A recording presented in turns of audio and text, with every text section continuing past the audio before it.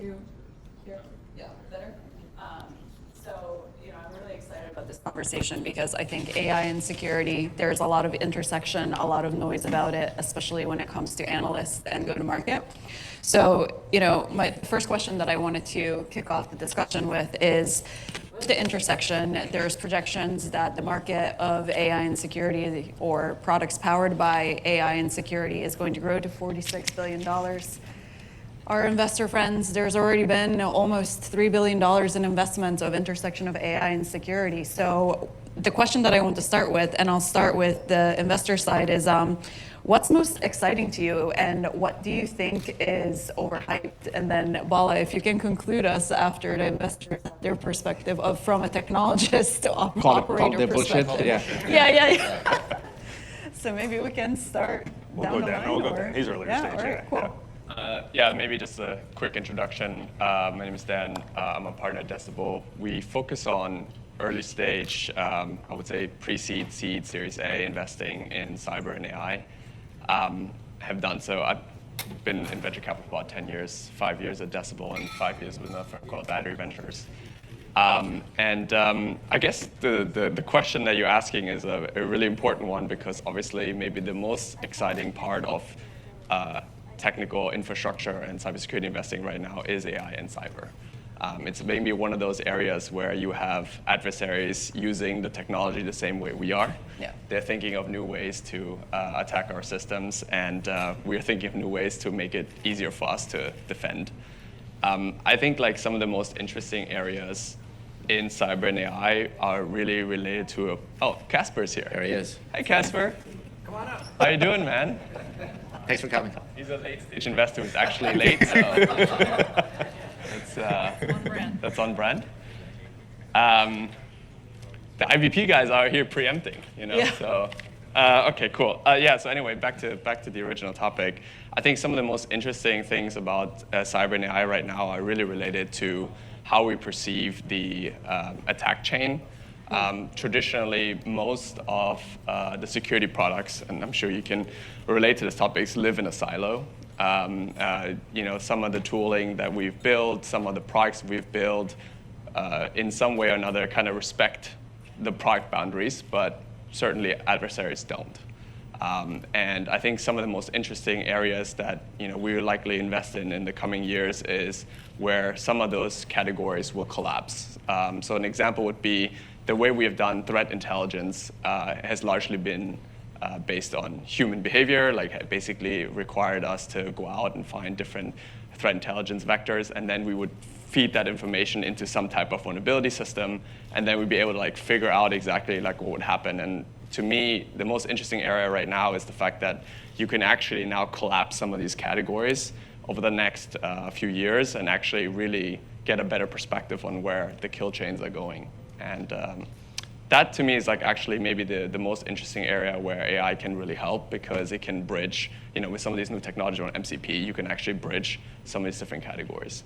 Yeah, it's just so interesting to me because ever since AI became a hype term, for a lack of a better term, 2 years ago at RSA, everyone rushes to embed AI somehow, right? So I've also spoken to larger investors who take a look at AI security space, for example, et cetera, and there's so much uncertainty of, is this actually going to be a platform solutions? Which one of these are features, right? How do you even cut through the noise of the AI platforms that are using technology to kind of cut through the alerts and noise and just optimize threat vectors versus the new kill chain technology that you're talking about or products that are built on agents. So super interesting. Does anyone else want to build on Dan's? I think some of the things are obvious, like you said. You see a lot of heat in SOC automation, risk-based vulnerability prioritization. These have been long-standing problems. So I think these are data problems because you have too much data, alerts, and so AI is almost like a perfect product problem fit. So there I see a lot of heat. But at the same time, I feel like, as a CISO, we already have a lot of investment in lots of tooling, right? In some ways, what I don't see as much, some startups are doing it, is how can I actually use what I have more effectively? Because we pay for things and we have no idea what the ROI is, right? Yeah. So anybody who can actually use existing products in a more cost-effective or just being effective would be a good place to start from a CISO perspective. Because truly, like all the new solutions, they all look so, they all have AI hype, it's so hard to say. And more important, like, as CISO, we are like risk-averse people. We don't want to take and implement something when we know the underlying technology is not ready for prime time. Yeah, or like full automation with full remediation without knowing what the actual remediation will look like. I think human-in-the-loop systems right now are probably more favored by CISOs because just the non-deterministic nature of the AI, that anytime you talk about, there is actually a human in the loop, RLHF, like providing feedback, I think that is more likely to get adopted at this stage. Yeah. And the way we think, and I'm Dave Zilmer, Norwest Venture Partners, the way we think about it is, I'm sure people have heard the paradigm of AI for security and security for AI. Yes. And so AI for security is to Bala's point, which is how do you automate, how do you improve the operational efficiency of the security apparatus that you're managing. And I think the reality there is, as everyone appreciates, AI is a board-level initiative. So you take any incumbent security vendor or any company in the world for the most part, they're all thinking about AI. They're not sitting on the sidelines as other platform shift had incumbents just slow to react. And so if you're in the firewall space or if you're in EDR, well, CrowdStrike and Palo Alto Networks and every incumbent vendor is thinking about their AI strategy and looking how they complement their existing solution with AI. And so as a startup company, we have to think about, well, what's the white space you're going after? Because CrowdStrike and Sentinel and Palo Alto and name every security company, they will get the first shot, right, with their existing customers. They may very well fail, but it'll take a few cycles before those customers are willing to experiment with a new solution. That's one. And then on the other hand, it's the security for AI. That is an entirely new threat vector, right? That is a new domain. So if you think about LLM prompt engineering, or you think about the new security vulnerabilities that are created, that's a new white space that the incumbents are not in because obviously it's a new category. So we have to think about what is the white space, what is the competitive differentiation. Every single company we talk to is AI for something. And that's just not a differentiator. Like AI is just a buzzword. Like you just can't say we are AI for X because there are thousands of companies that do that. That's just not enough. So, how do you differentiate that though? Because there's a question of, are we still in reactive security mode or are we moving into that proactive? And I think the challenge with even security for AI for me is that there are areas that are true white space, to your point about red teaming on language models or jailbreaking, guardrails, things like that, right? That are overall issues that are not necessarily cyber specific. There are issues that exist across board for AI implementation. But I feel like at large, AI is not something new. It's been existing for decades now, right? And for cybersecurity, the way that I see it is it simply speeds up and extrapolates the existing security debt, and the foundation of the security, the way that we need to think about it, is still the same. So as you look at the market and you consider what's truly white space, how large that is, how do you cut through that noise, given that, I think it's more than 60%, even though the statistics that I saw was 60%, more than 60% of companies are going forward with some type of AI messaging. Even for me, for the accelerator that I kicked off, we got 100 or so applications. The amount of agentic security that just said on a slide killed me, right? Because to your point, that's not a differentiator. So how do you cut through that noise? Or you, or Happy to answer. yeah, sorry. Someone. I would say that when I see a pitch like this, which is obviously you see a lot more than I see, but I always ask what was the hardest technical problem you had to solve to get to the solution, and how long did it take? If they say, oh my God, we were able to do that in a few weeks, then I say, hey, you have no differentiation, right? So I think that's so if you are just leveraging a model, but you don't fine tune or you're not building your own custom bag on top of that, then you're probably building something that is not defensible. So as an investor, or even as a buyer, I'm like, hey, this doesn't seem like, why should I buy you? Because this is such a shallow solution. I could wait for something else. I don't know, as investors, what do you guys think about it? Maybe one thing there's when people think about differentiation, they talk about how hard is it to build or like that dynamic. I think the thing I always try to look at is actually the customer dynamic. And so for a lot of these products, when they're talking about agentic security or using whatever buzzwords, I just kind of like tune out. And instead, I'm trying to understand, do they deeply understand the pain point that the customers are having? Do they understand like where the balls are being dropped as communication is happening between different parts in an organization? Is it something where security wants something, but developers want another thing and they have different motivations and we're solving that problem uniquely? So I just kind of skip over the technical part. I think there's an important question, obviously, in like, was this actually a hard problem to solve? But I think in some ways, the first foundational question is, do they deeply understand the pain point? And is it a pain point that's representative of customers' cost of base and a pain point that's going to increase? And if that's not the case, like if you have a solution, it's a little bit relevant right now. Well, I want to also bring out a little bit. To the startups, right? IVP, for example, we partner with some of the super early seed stage, like incubation type motion funds, and then you work with them closely later on. So when you do get a founder that is focused in this space, and like messaging is key, right? To Bala's point, like you need to focus on the pain point and use case. So if we flip the conversation from the market landscape into how you work with the founders, like how you advise the startups on how do you approach? I just realized we're actually more growth stage, so we're like No, I know, you But, are, B, but yeah, like you yeah. get those companies Oh, that sure, come sure, to you, yes, right, yes, from yeah. Bold Start Yep, and yeah, others. yes, So yes, yeah. that's kind of where I'm coming Yeah, from. I think, well, we pay very close attention to who their early stage investors are, and if Decibel's investor, Bold Start's investor, or Norwest, we're generally pretty happy. So we You let them do the hard work. no, I mean, we will help in other ways. I think the part that we're going to really try and emphasize and focus on is the go-to-market scaling part. Because if we're focusing on Series B, C, D, and we're coming in with the check size we're coming into, the part that we're really trying to understand is like, how can you take this incredible product and this credible positioning that you've worked on with your early stage investors and bring that to the masses? And so that's where we're really trying to focus on, because a lot of the times the messaging and product that got you from point A to point B is just incompatible with going from B to Z. And so that's really what we're trying to focus on overall. And then that's why we loop in people like Bala to help a lot.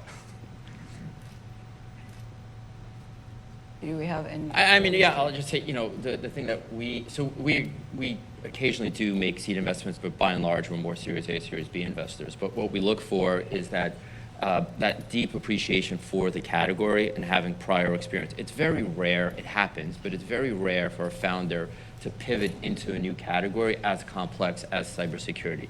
Just understanding the alphabet soup of acronyms that Gartner's built a business around is complicated. It's a very incestuous buying cycle, so building the relationships.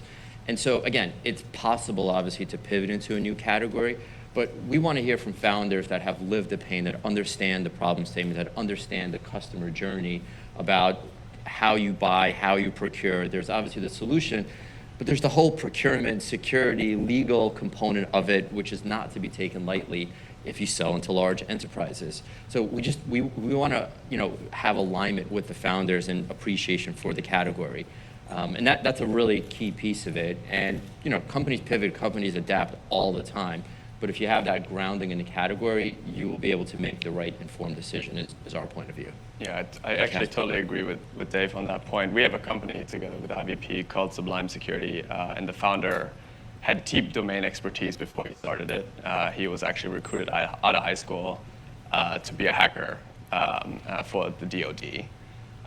And he really understood like the email security problem in almost grotesque detail. And he like looked at the world in a way where he was like, the existing solutions are really, really stupid. This doesn't make any sense. I'm gonna build something to actually stop myself.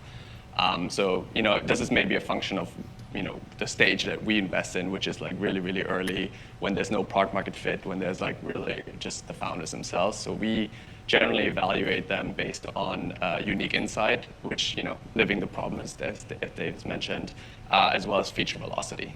The market is changing so quickly in the world of AI. I think the innovation cycle is compressing faster than ever. Companies are scaling faster than ever. And so actually teams that can pivot on a dime and like really kind of adopt the newest and latest and greatest, like a few months ago we didn't have MCP. Before that we did, before that we didn't have like reasoning models. So like things are moving really, really quickly, and I think teams that are able to pivot around the new technologies and basically use them to their advantage are the ones that really going to do well this cycle. The only other thing I would add is Dan is doing hard work here, seed stage investing, while Shravan and I were more growth stage. I would say, it's really The biggest thing in cyber and enterprise software in general is momentum, right? It's super duper important. I think it's especially important in a category like cyber. I generally say cyber is lower velocity than majority of the other enterprise software category, right? Like you just don't try a new tool when you wake up and see a new email marketing tool. It's just not how cyber works. So the important thing beyond building a great product is also the momentum side of things, right? Like you gotta latch on to something, and if something's working, and you just have to, keep driving the velocity of that thing. So that's something that I really spend a lot of time thinking about, looking for, not only on the product side, not only on just the product vision side, but hey, sometimes it's okay to be reactive, right? Like something new happens, like you just gotta go and latch onto it, and what a great outcome. And they're not the first one who came in and said and did cloud security, right? They're not the first one who came up with CSPM. But I think they would kind of really latch on to the velocity side of things and really drive momentum there. I think I can just build on top of what you just said as a buyer, as a practitioner, that when you're adopting a brand new technology or something that is still evolving, you're not going to look at Gartner or some other Forrester to give you the guidance on what to pick. You rely on other CISOs and your own network. I think that is what kind of feeds into this momentum. Like Wiz, as a CISO, a couple of years back, I was hearing from so many of them that I realized, oh my God, there is heat in this one. Because like you said, they were not the first one to do a CNAPP, right? There were other products out there. So momentum is important. And anyway, I think you were saying a thing about something earlier where I was adding a view of a practitioner is that there are all these fancy, presentations you see, it's trying to solve all these AI-driven security vulnerabilities which didn't exist. But at the heart of it, many of the security problems are just garden variety, have evergreen problems like, identity, access management, DLP, and I don't see many people tackling that. And I feel like as CISOs, that is our bread and butter today, right? We're not waiting for. So sometimes I feel like the market is ahead of the. So I'll give you a funny example of that, Bella. So last week I had a call with a cybersecurity company. It's kind of Series A, a couple million of ARR. We have an hour call, and at the end of it, kind of joking, I'm like, hey, we had this call, and you never said AI. What's the deal? How could you not say AI? He's like, well, what I've actually learned is that by saying AI, at least with customers, it causes them to freeze up. They still have a lot of problems. This is more in the threat intel category, this particular company. Is that I learned that if I say AI, a lot of people are like, well, I don't know, there's a lot of data privacy issues, there's a governance issue, we don't know what we're doing. But if I stay away from it, they have budget, they have a need, they're ready to engage. Yeah. At the heart of it, when it comes to risk on AI, it's all data, right? Data security has been a problem forever.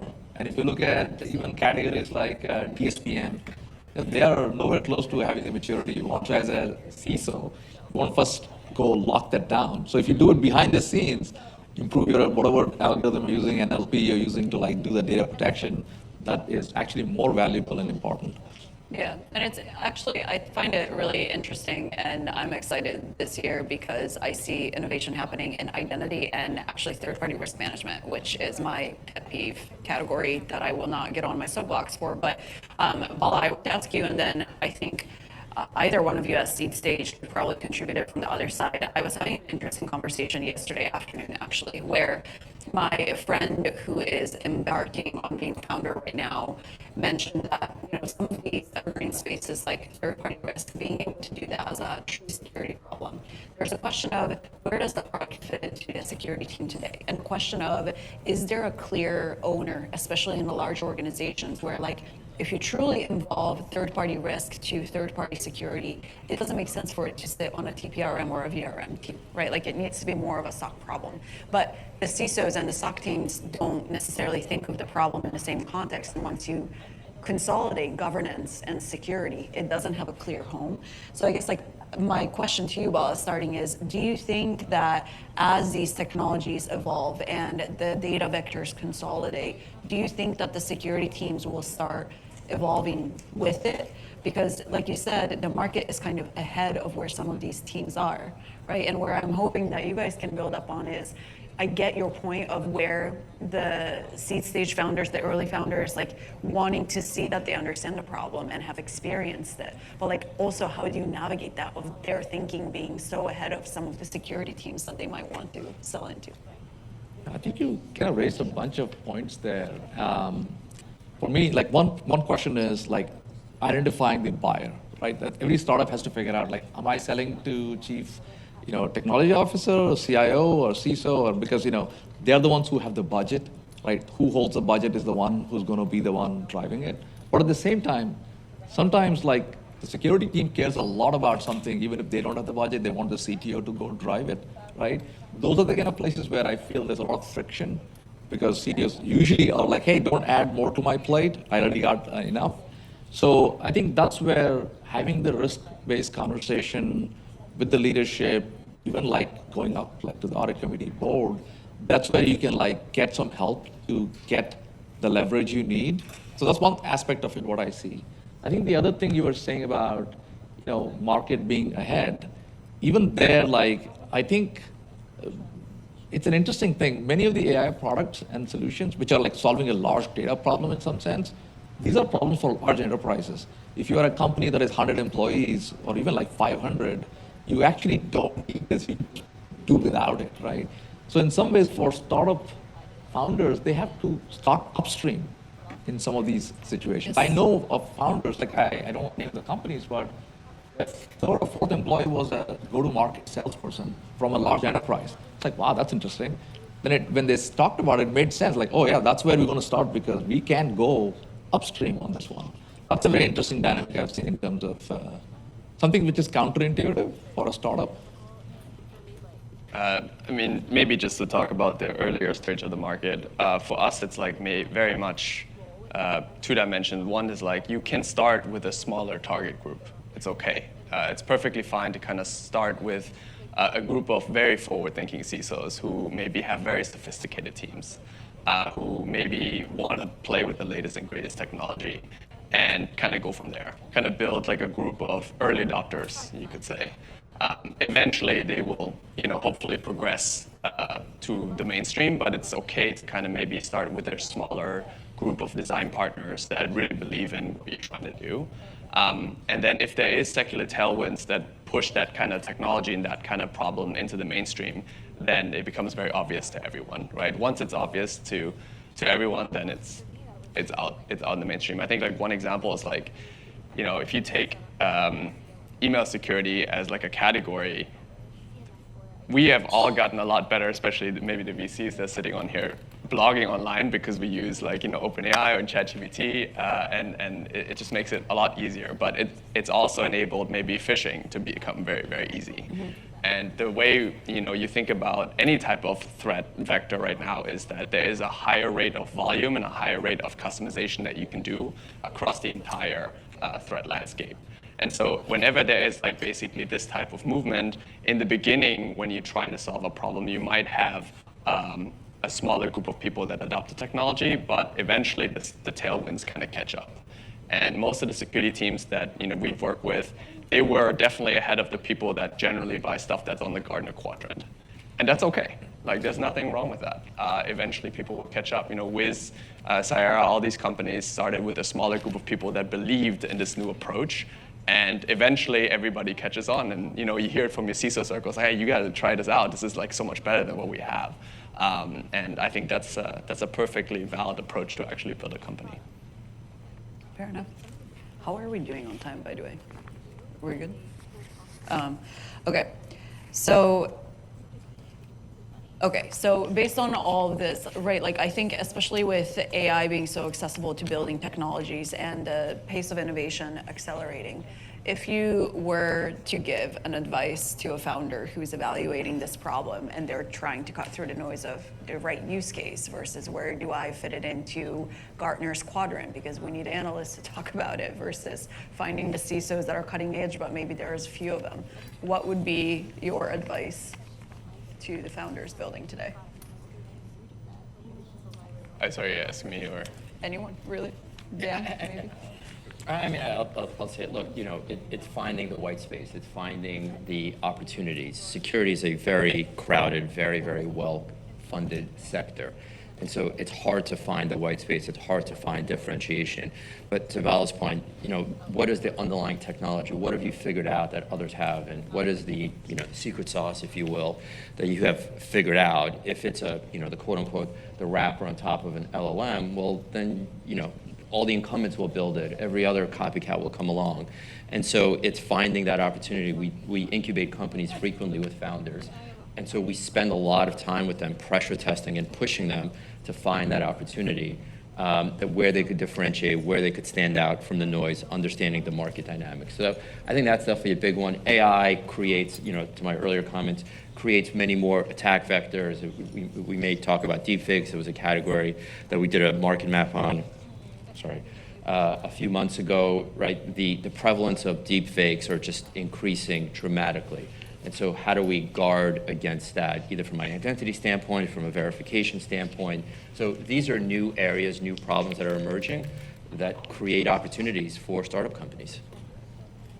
I guess, Casper, I'll ask you this question for growth stage, and because you're late to pick on you, but by the time that you are looking at the companies, right, like for seed guys, it might be white space, new concept, there might be only a handful of technologies. By the time you're going to the growth stage, and I think this cycle also keeps shrinking, is sometimes you might have Gen 2, Gen 3 companies that have entered the market, right? So like, what is your process in taking a look at which one is the right bet to take on, especially given that some of the higher revenue, for example, stickier products in the market may not actually be the ones that end up surviving? Yeah, totally. I would say, to Dave's point, cyber being a crowded market for investors, like cyber in general is not a great market, to be honest, right? Like you have some great outcomes, but the average median cyber company is not that valuable, right? I think, sometimes there's this illusion of like, oh, let's get to 20, 30 million AR and this will be a valuable business. When in fact, if you're in an existing category, you're number 10 in the category, what's the exit there? There's nothing you can do afterwards, right? PEs wouldn't want to touch it. You're not the category leaders. For me, the number one thing I want to find is, could this company be a category leader, right? At least a 1A, 1B in that category. And that's very important for me. And I think in terms of the work I do, I really want to talk to the key buyers. A lot of situations are the CISOs, folks like Bala. And what I actually want to hear is not, hey, this is a perfect thing, I love it. I want to hear, this is 8 out of 10. This team is moving really fast. They're promising a lot. They're selling things that maybe they don't even have today, but they're promising they have this. Which one shows me the velocity, 2 shows me that they can actually execute, right? There's something that's working there. So those are the things I really care about, which is, one is like you have something that's working, but 2, you're trying to push the boundary, right? Because it's so competitive out there. The other thing I think, slightly different vein, is not so much of the Gartner playbook. Hey, let's look at the Gartner and see, the existing categories, right? It's more category creation. You take a view that this is a category that today nobody cares about, right? Like I'm on the board of a company called Huntress, SMB security. Nobody cared about SMB security. It's not a category. Why would you even spend money on SMB, back in 2016, 2017? But now it seems like a sexier category because people started spending there. So in some ways, like as an entrepreneur, your edge or alpha is you have a look at the market that none of us, none of the VCs, none of the Gartner analysts have a view on, and you feel very strong about a view that you think in 5 years, this is where the puck is going. I think that's also another approach that I see that works pretty well at the growth stage, which is, again, to our point, today it's very crowded, right? On software, it's super, super crowded, which is why AI is so interesting because it brings a new paradigm that could disrupt incumbents. But I feel like the approach of just going after an existing category without a super deep, superstar team to build the next gen CrowdStrike and Wiz, that's kind of a hard playbook for a growth investor to really rationalize and think about. It's so interesting that you said category creation, because in my head I kept going, I feel like every single founder that I meet is trying to create a category, and are they really true categories, right? Because I feel like there is a tension between feature-based categories, right? Like if we think about security for AI more from that governance space, and some areas like data security or non-human identity, right? It's like I almost feel like everyone wants to create a category to define that white space, but it's not always necessarily a new category. Like it's a category that ends up being consumed. So it's really interesting. Yeah, that you bring that up. I mean, I'm invested in a company called Sierra, obviously in the data security space, early in Wiz, but the momentum and everything is strong. But like it's an assumption, right? Back in the days when they first started doing this 2.5 years ago, that hey, data security would be front and center for AI, right? And lo and behold, this is where we kind of are, right? Majority of enterprise, when they talk about AI, is really we're adopting ChatGPT and some version of that, and how do we prevent people from uploading data, sensitive data into ChatGPT, right? So in some ways, like you could say, as an investor, you look at data security, right? Like it's sort of a tier B category in security in general before this paradigm. Now, my bet is this will be a tier A category, right? With AI, with more and more data uploaded to the cloud. So that's kind of the rate of change I'm looking at. And I think in general for startup investing, especially with growth stage investing, like you rarely get the opportunity that's everything is happening at the same time, right? Like CISOs are saying 10 out of 10, this is a great category, the spend is certainly there. Like, if those are the case, you're getting like a huge prize like what Wiz got. So you have to bet on something. And in the cases of data security or some other more emerging categories, it's like this category is actually becoming better, right? That's kind of the bet you're making at my stage. I think maybe I can add slightly different perspective, because from my perspective, I see it. I mean, I'm not a VC, even though I'm an advisor at IVP with Shravan right now. I'm not a CISO, and I'm not an operating CISO. I don't think about in terms of, hey, is this product creating a category, or is this a new category? I don't think about categories. I think about risks I'm trying to address, right? Category creation may come later. Yep. Because, CNAP is a category after Wiz became successful. It didn't exist before that, right? So for me, as a CISO or advisor, the category is not important. What's important is, like, for growth stage investors. I'm speaking for you guys as growth stage investors, even though I'm just an advisor. Is that even the first question, I think Shravan or some of the GPs at IVP asked, hey, Bala, what's the next platform company? Because that's the only thing that can have venture scale, right? And we're like, what is the existing platform company? They were like, CrowdStrike is a good one right now. They're expanding, right? So I was telling that sometimes it takes a while for new platform security companies to emerge. And I couldn't think of, hey, what's the next security platform company, right? Maybe Cloudflare came to my mind, but maybe truly that's not a good answer. But so for me, it's not category. It's about, hey, if you want to have that growth, you have to be like a platform company, like Palo Alto, CrowdStrike, these guys. Yeah, but I think that's a really, really great point Bala raises, which is one of the biggest pet peeves I have, and this is just lessons learned candidly, is that startup companies don't have the right to be a platform business. They have not earned the right to sell a platform to a customer. They earn the right over time by building a feature. No one wants to be a feature company, but if you look at every major platform company, they started as a feature. Wiz was a feature which they earned the right to become a platform and layer on additional capabilities, right? Everyone's heard of Jeffrey Moore's Crossing the Chasm, but that is really true, because I'm sure as a CISO, if someone comes to you as a young startup company with 10 products, you'll say, well, gee, I'm not willing to bet my entire security apparatus on this unknown company that has so much, that wants to take on so much within my environment. I'll give you a little sliver, you do well, I'll give you another one, I'll give you another one, and so on and so forth. So I think that is oftentimes missed with security companies. And I think the other one is, and this is a bit of a controversial statement, but for the sake of a conference, I'll make it, which is, I think there are exceptions, but for the most part, I don't believe in PLG for security. If you're trying to go after a six-figure contract or higher, developers or individuals cannot swipe a credit card for a six-figure enterprise contract. They just can't, right? And there have been many, many failed examples of security companies that have tried to pursue a product-led growth strategy alone. And the reality is large enterprises buy through sales-led growth after rigorous POCs, after vetting, after security, after compliance, legal, so forth, reviews. And so it's fine to start with PLG for awareness and for building pipeline, but to sell those large contracts, you just need a sales team. It just is what it is.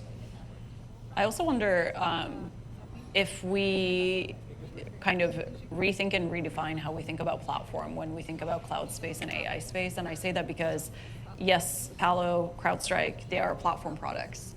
But in reality, I only know one CISO and my network is not that huge, but I only know one CISO who deploys more than 2 products out of CrowdStrike's now, 12 plus product portfolio, and Palo inherently has always been talked about as, they try to make a platform play and they don't succeed. I worked at RSA where platform fail was a huge failure, right? We all spun off those companies.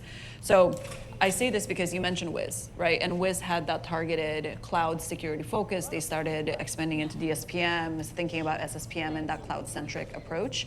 And I wonder if, as we think about security for AI, like there are companies like Protect AI, et cetera, right, that are thinking about that LLM red teaming aspect, like governance aspect, et cetera. So I guess as we think about future platform products, they may be a little bit more niche and targeted, but do we think that there is a better opportunity to be that platform product by thinking of AI equals data problem, or like what does it mean to secure like an enterprise scope as organizations deploy AI?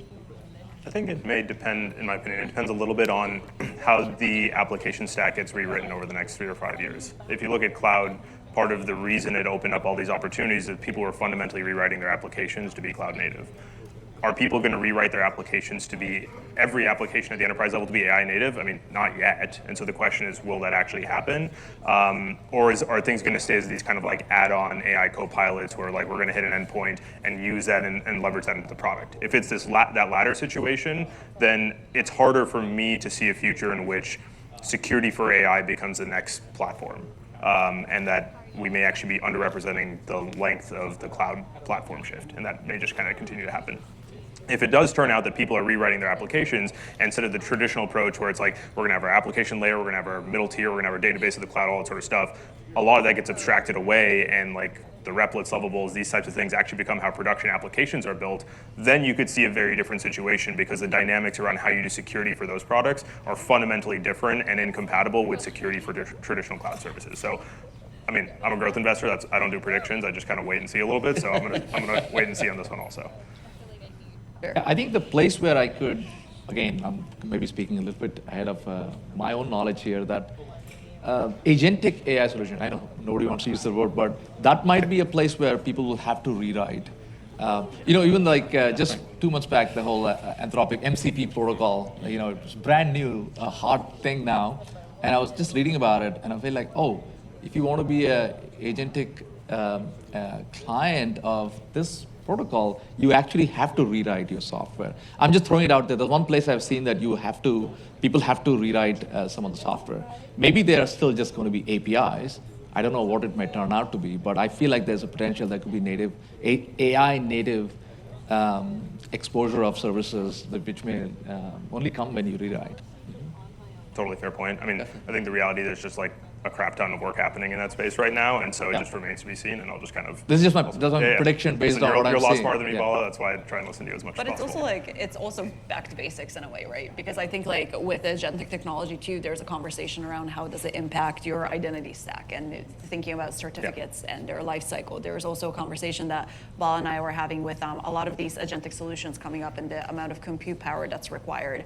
Now we're hearing a lot more prominently a conversation of our organizations going to start moving back down on-prem from the cloud, for example, right? Sure. And it's almost like a full life cycle of the same security problems and the thinking that needs to be applied, just with a little bit of a new twist. So it's all very interesting. I think the attack surface in itself, and that goes back to Val's point on risk, is going to expand. I mean, I think that's very clear because many of the agentic applications are fundamentally touching many systems. Right. So just based on that logic alone, if MCP ends up becoming the standard and everybody adopts it and all the agents are running around the enterprise, it's going to be very hard to differentiate between like, hey, is this a human user that is like, downloading illegal files, or is it the agent making a mistake? Like all these type of things are essentially going to be new attack surfaces. Yeah. And there's going to be opportunities for adversaries to like jump in, prompt inject, or do other things to like actually and at some point on the other side of this, we have to be able to tell like what was the intention between the human, the agent, or the adversary. And so just by that logic alone, I feel like it's going to be a real category. And also to your point, just around identity and the transformation that's necessary in classic human-based identity and moving away from an Active Directory-based architecture. But if you think about the agentic environment, if you think about just an explosion, and we're seeing the explosion of AI agents being developed, the permission and the access that they have amongst each other with the humans, and so that identity and access and governance aspect of it is going to get far more complex than candidly the incumbents, the SailPoints and the Savians are able to support. And so I think that creates a risk vector, it creates opportunities for startup companies. There's a need for enterprises. We're investors in Vesa, which is in the identity space, so shameless plug, but they're just seeing so much adoption because of these complicating factors that didn't exist several years ago. Yeah. And there's an opportunity, I think, for security companies to be collaborating closer to both agentic and AI companies, because the way that we identify and reduce the risk surface is having to break and test some of those guardrails that these LLM providers are implementing. And it's always such an interesting tension, right? Because you need to pressure test and sometimes leverage the technology that the guardrails are preventing in order to make the security products effective. So personally, I would love to see more of that collaboration early on, but not necessarily in the space to do that, but maybe together. It's been actually great to see that, at least in a lot of our portfolio companies, that I would say OpenAI and Anthropic and some of these companies are actually quite proactive on the cybersecurity side. OpenAI partners up with one of our companies called SpectroHubs to kind of do continuous red teaming of their own models. Right. So it actually feels like they're thinking about this just as much as maybe we are. Well, right. I on also our mean side, though, so it's like been really for exciting. agentic security products, right? Like in, for example, continuous red teaming, you need to put in prompts that say simulate an attack, for example, right? So that's kind of also what I mean of like creating that collaboration to understand that there are, to your point before, attack vectors and technologies that hackers could use, but how do we also take that technology on the white hat side and certainly. make the preventative mechanism, right? So I know we are coming up on time, so this is a pretty cheesy way to close things. I just cannot think of a better way, since we do have a lot of AI founders in the room and investors. Like, I guess down the line, if you had a recommendation for a founder thinking about leveraging all this automation, AI, the new risk surface, and building in the intersection of AI and security, like what would be your best advice, starting on this side? Best advice, I mean, this is the most boring thing, but it's true. It's just like experience the problem directly. I think if you're trying to take the angle of like, let me try and systematically diagnose the market and figure out how to counter position against an incumbent and X, Y, and Z, and like take a very academic point of view, you're just not going to care enough to try and solve it deeply. So it's the standard stuff about like if you're experiencing it directly and you have that unique insight, just kind of go for it and then talk to Dan and Dave and others. My advice would be at least for my stage, don't even bother with the slide deck. Prototype as fast as you can, and perfect is kind of the enemy for good enough. Just like show the velocity at which you're building and just keep experimenting as much as you can. The space is moving incredibly quick, and it's almost more important that you maybe recognize the early trends of what could become something meaningful. So prototyping is much more important than maybe slideware.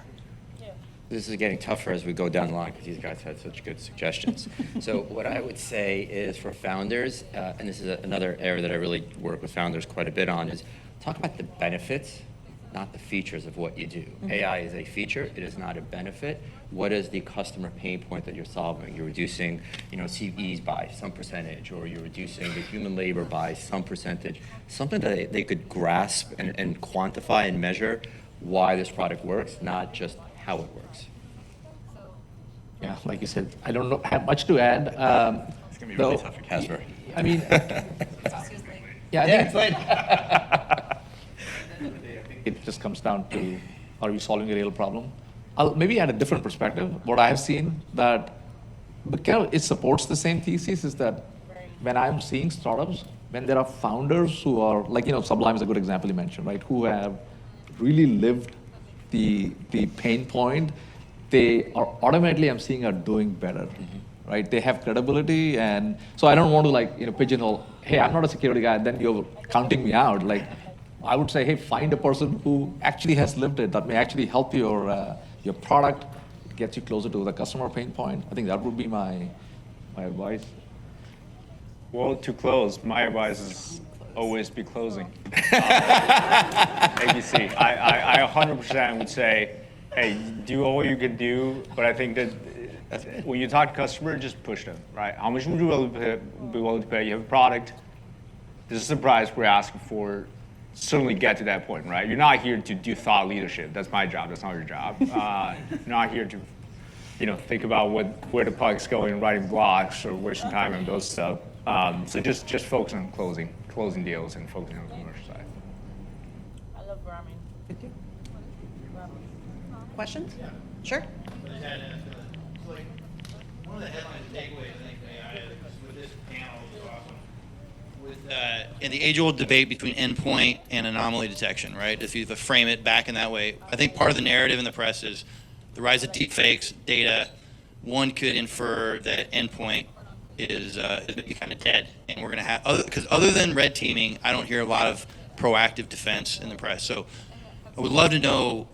I don't know if you could comment on it from a CISO standpoint, but from an investor standpoint, has the spectrum shifted so far towards anomaly detection, or we're going to not really keep people out of the network, or are we still at the point where you're looking at quote-unquote old school endpoint solutions, or is that just the wrong framework now? Can I put in my, before? Please. So one of the things that actually ties back to endpoint is the AI technology brings the operation back down to endpoint a lot more. So I will highlight that, because if we think about how even as a day-to-day consumer and user use OpenAI, ChatGPT, whatever it is, it's bringing it back down to mobile devices. But I would just do that as my perspective and turn it over to you. I don't see that going away. I mean, in fact, in some ways, I feel like there's a positive, like a category like enterprise browsers, very hard to sell because that involves changing human behavior, right? But if you are running agentic solutions on my desktop, agents don't have a preference of Firefox versus Chrome versus, right? So I see some benefits, and endpoint is always, like, the human being the weakest link in the chain, and that's why they spend their time on. So I cannot see how that is not going to be still a major vector which needs. I think security is additive, because you could have said that something like, I don't know, DDoS or like malware detection could have died, but those needs are still there. Those may be lower level attack vectors, and it may be easier to perpetrate and or block, but you still have to spend on it. And so I think just network security and firewalls, I don't think security categories ever kind of go away. DLP is a good one in that. DLP, I mean, people hate, for the most part, like the incumbent DLP vendors, but you still kind of need it. It's all compliance requirements, right? You need DLP for regulatory compliance. I think from a use case perspective, maybe the last year or maybe the year prior to that, it was kind of the year of the AI SOC. We probably all have seen a lot of AI SOC companies, and shameless plug also, we have a company called Dropzone that does exactly that. Exactly. Everybody's got one. But Doesn't need any of these. I'm mostly speaking to these two guys on that topic. My take is actually that a lot of the traditional security spaces are going to be up for disruption in this new wave. The same way that maybe AI SOC from a use case perspective was like a very, very obvious use case. My sense the battlefield for the next few years will be SIM and endpoint. Those are like the areas where I feel like there will be a lot of disruption. We've already seen a lot more, I would say, companies target the space. Obviously, there's large outcomes there. We already know like how big CrowdStrike is. We know how big these companies are. But they may be not moving as quickly as some of the startups that exist in the space. So it's actually going to be a very, very exciting time for endpoint, in my opinion. I'll go back to something that Dave mentioned about the benefits as opposed to the features, and generalize that to like what is the principle rather than the category. If the category is EDR, the category may be EDR, but the principle is like what are the avenues and vectors by which you can collect data once and sell it multiple times and repackage it across different use cases. And that was like a really core, we were investors in CrowdStrike, that was a really core principle behind their product development, was like how can we collect once and sell it multiple times. That principle actually applies to